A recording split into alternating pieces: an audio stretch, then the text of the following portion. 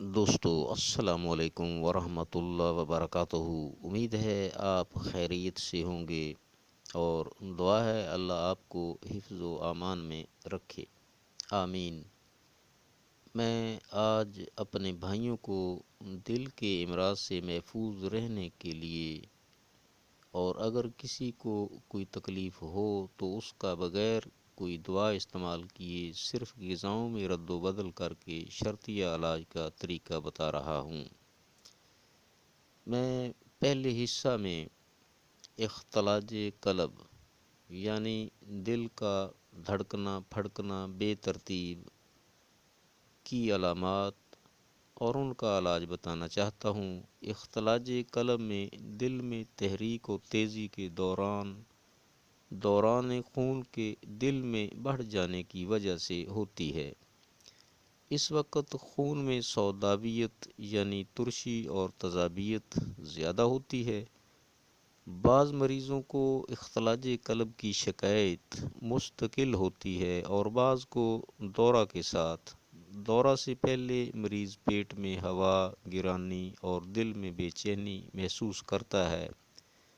اگر ہوا خارج ہو جائے تو آرام آ جاتا ہے اور مریض اپنے کام کاج میں مصروف رہتا ہے، لیکن اگر رئہ خارج نہ ہو تو مقام قلب چھاتی اور بائیں کندھے کے نیچے سرسراہٹ سی محسوس کرتا ہے اور دل کبھی زور زور سے دھڑکنے لگتا ہے، بعض دفعہ اتنی شدت سے دھڑکتا ہے کہ قمیض بھی حرکت کرتی نظر آتی ہے، بعض دفعہ چبھنے والا درد ہونے لگتا ہے۔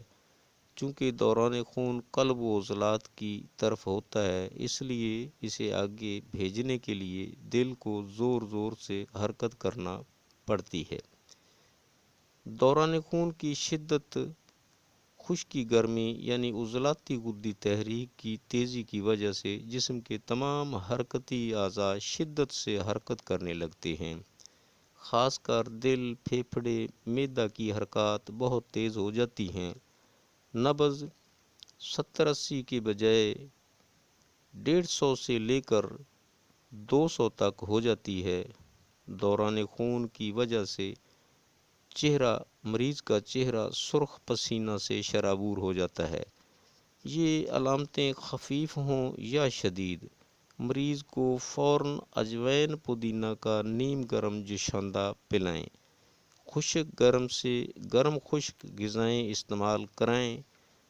ایلوپیتھک طریقہ علاج کی طرح سرد چیزیں استعمال مریض کو نہ کرائیں، یعنی کریلے، مرچ سرخ، شملہ مرچ، پیاز، آم، ٹماٹر، پالک، میتھی، سرسوں کا ساگ، سوہانجنا کے پھولوں یا پھلیوں کا سالن، بطخ کا گوشت، مرغ، بٹیر، چڑا، مکئی، چنے، دال مسور، بیر، کھجور خشک، منقع، آڑو، انجیر، انگور، کشمش وغیرہ۔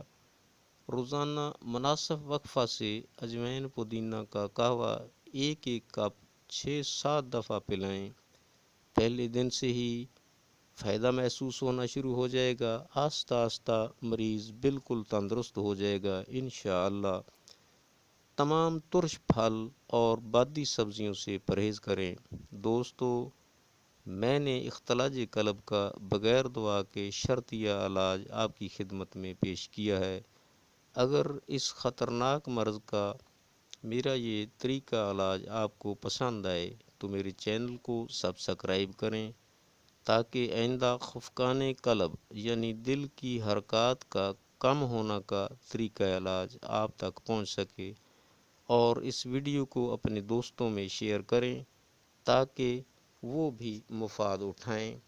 میری اس کاوش کے متعلق اپنے قیمتی کمنٹس سے نوازیں۔ شکریہ۔ آئندہ ویڈیو تک کے لیے اللہ حافظ۔ السلام علیکم ورحمۃ اللہ وبرکاتہ۔